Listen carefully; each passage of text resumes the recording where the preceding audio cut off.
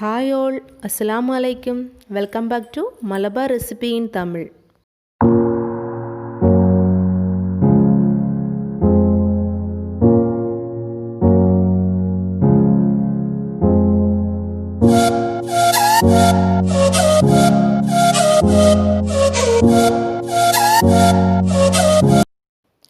இன்றைக்கி நம்ம கிச்சனில் ஒரு பச்சடி தான் செய்ய போகிறோம். அதுவும் பீட்ரூட் பச்சடி.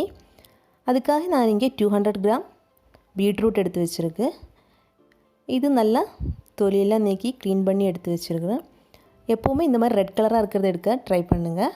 அப்போ தான் நல்லா கலர்ஃபுல்லாக இருக்கும் நம்ம பச்சடி.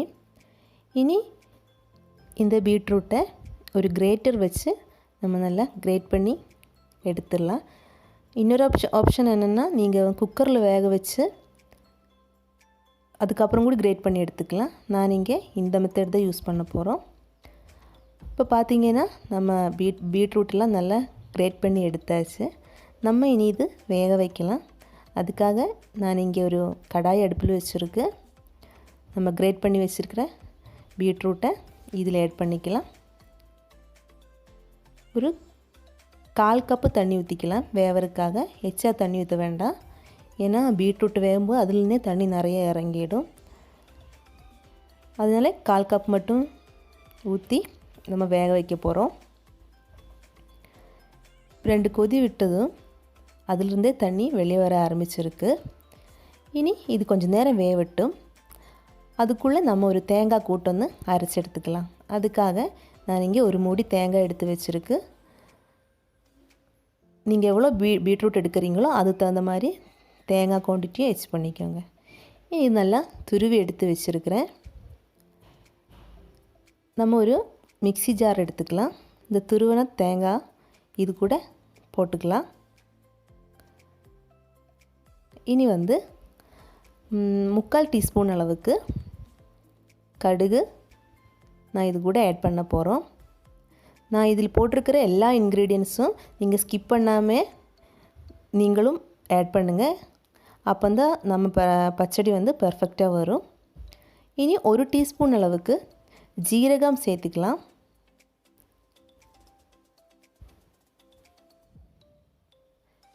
இனி நம்ம காரத்துக்காக பச்சை மிளகு ஆட் பண்ண போகிறோம்.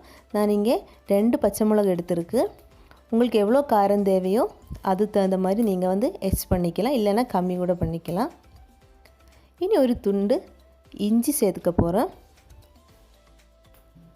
கொஞ்சமாக சேர்த்துனா போதும், சின்னதாக ஒரு பீஸாக. நல்ல ஒரு ஃப்ளேவருக்காக தான் இஞ்சி சேர்க்குறோம். இனி இதெல்லாம் கொஞ்சமாக தண்ணி ஊற்றி, நிறைய தண்ணி ஊற்ற வேண்டாம், கொஞ்சமாக தண்ணி ஊற்றி ஒரு பேஸ்ட்டு, நல்ல ஃபைன் பேஸ்ட்டை நம்ம அரைச்சி எடுக்க போகிறோம். இந்த அளவுக்கு இருந்தால் போதும். இப்போ இந்த சைடு பார்த்திங்கன்னா நம்மளோட பீட்ரூட்டு நல்லா வெந்துடுச்சு. இந்த டைமில் நம்ம உப்பு ஆட் பண்ணிக்கலாம். உப்பு ஆட் பண்ணி நல்லா மிக்ஸ் பண்ணி விட்டுக்கோங்க.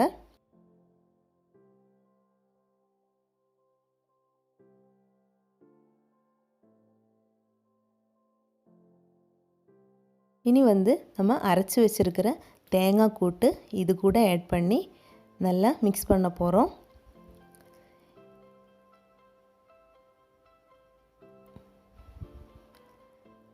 இது நல்லா மிக்ஸ் பண்ணி அந்த ரோஸ் ஸ்மெல்லு, பச்சை மிளகு, ஜீரகம் இதெல்லாம் சேர்த்துருக்கீங்க இல்லையா, அதோட ரோஸ் ஸ்மெல்லு போகிற வரைக்கும் நம்ம நல்லா ஒரு 2-3 நிமிஷம் நல்லா கொதிக்க விடலாம்.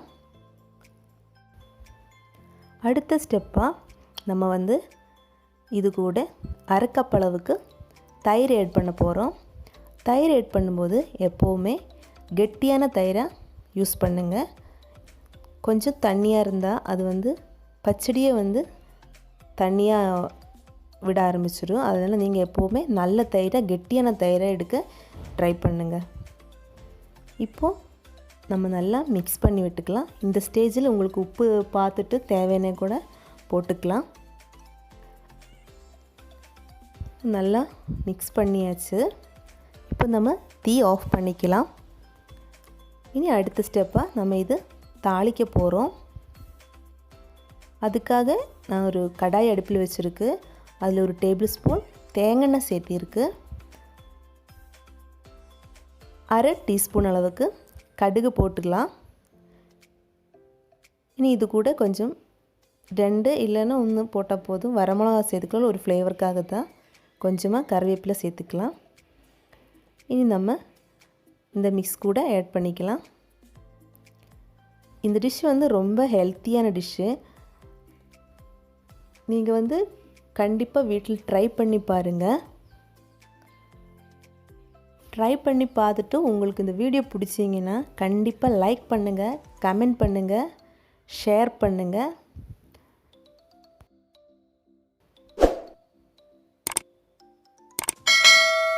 நம்ம சேனல் கண்டிப்பாக சப்ஸ்கிரைப் பண்ணுங்கள். பக்கத்தில் இருக்கிற பெல் பட்டன் கூட எனேபிள் பண்ணிங்கன்னா மறுபடியும் வீடியோஸ் போடும்போது உங்களுக்கு நோட்டிஃபிகேஷன் கிடைக்கும். தேங்க்ஸ் ஃபார் வாட்சிங்.